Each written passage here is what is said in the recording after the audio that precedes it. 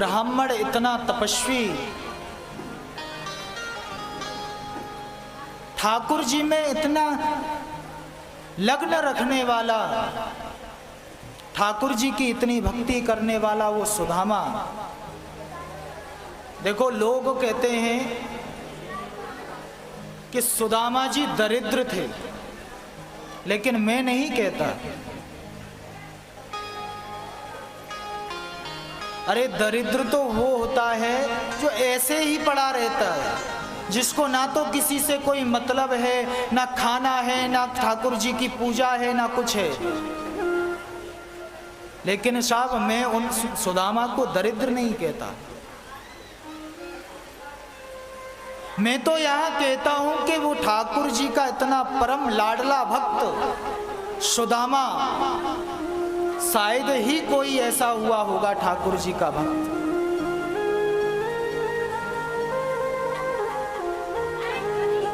अरे वो सुदामा जिसके यहाँ भोजन के लिए कुछ नहीं बनता था, लेकिन कन्हैया का भोग जरूर लगाते थे।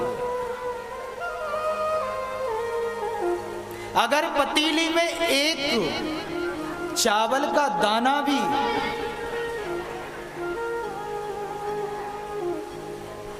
रह जाता था ना, तो भगवान को भोग जरूर लगाते थे।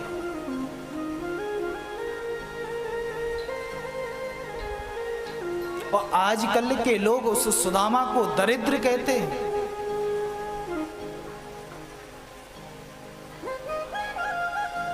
अरे दरिद्री तो तुम हो कि इस माया के जाल में रहकर, इस मोह माया के जाल में फंसे हुए हो साहब। वो सुदामा दरिद्र नहीं हो सकता। उसने तो परमात्मा के लिए अपने बीवी बच्चे तक भूखे रखे थे।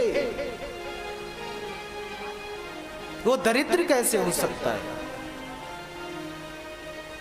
और सबसे बड़ी बात यह कि वो दरिद्र इसलिए भी नहीं था क्योंकि भगवान का मित्र था।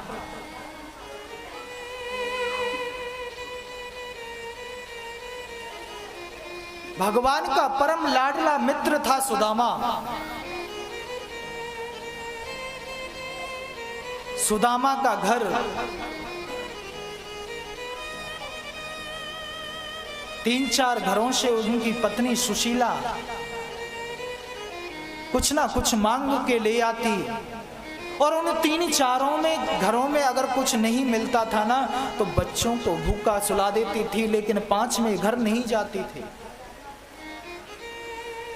क्योंकि उसका नियम था कि केवल 4 घर मांगने हैं, 5वें के यहां नहीं जाना।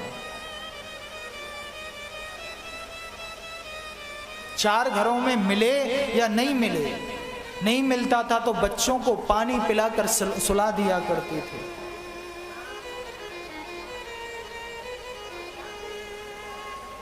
अरे वो बच्चे, वो बेचारे कैसे भूखे रहते होंगे, बार बार अपनी मैया से बोलते हैं, अरे मैया हमें भूख लगी है, मैया हमें भूख लगी है। तो बताए सुशीला क्या करती थी? उन बच्चों का सब्र रखने के लिए किसी अग्नि पर एक भगोनी खाली पानी की रख दिया करती थी, और उन बच्चों से बोलती थी, अरे बच्चों जरा शांत हो जाओ। ऐसा झूठी अभिलाषा देकर वो माँ अपने बच्चों को रखती थी, लेकिन लोग सुदामा को दरिद्र कहते हैं।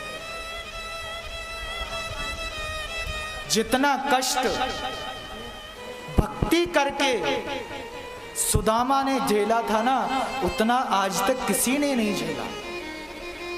अगर सुदामा की तरह कोई व्यक्ति दुख झेलता ना, तो ठाकुर जी की भक्ति छोड़ देता, लेकिन सुदामा ने भक्ति नहीं छोड़ी। जितने कष्ट पर कष्ट आते रहे, तो सुदामा की बताए उतनी ही प्रीति ठाकुर जी के चरणों में बढ़ती रही। लेकिन हम हमारे साथ में अगर कोई भी चीज थोड़ी भी गलत हो जाती है तो उस परमात्मा को कोसने लग जाते हैं। अरे हम लोगों को सीख उस सुदामा से लेनी चाहिए जिसके बच्चे इतने दिन से भूखे पड़े हैं, पत्नी भूखी पड़ी है, लेकिन ठाकुर जी ने नाम लेना नहीं छोड़ा। ठाकुर जी ने उस परमात्मा को कभी किसी के बारे में उल्टा सीधा नहीं बोला।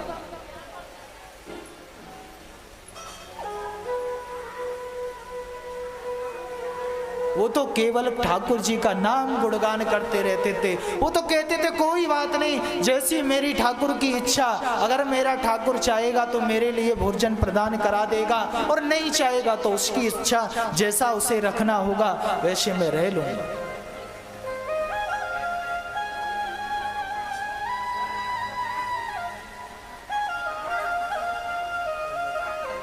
उस सुदामा की तरह साहब हम कष्ट कहां देख रहे हैं। और मैं तो ये कहता हूं अगर किसी भी भक्त ने सुदामा के बराबर अगर कष्ट देखा होता तो वो भक्त नहीं बन पाता।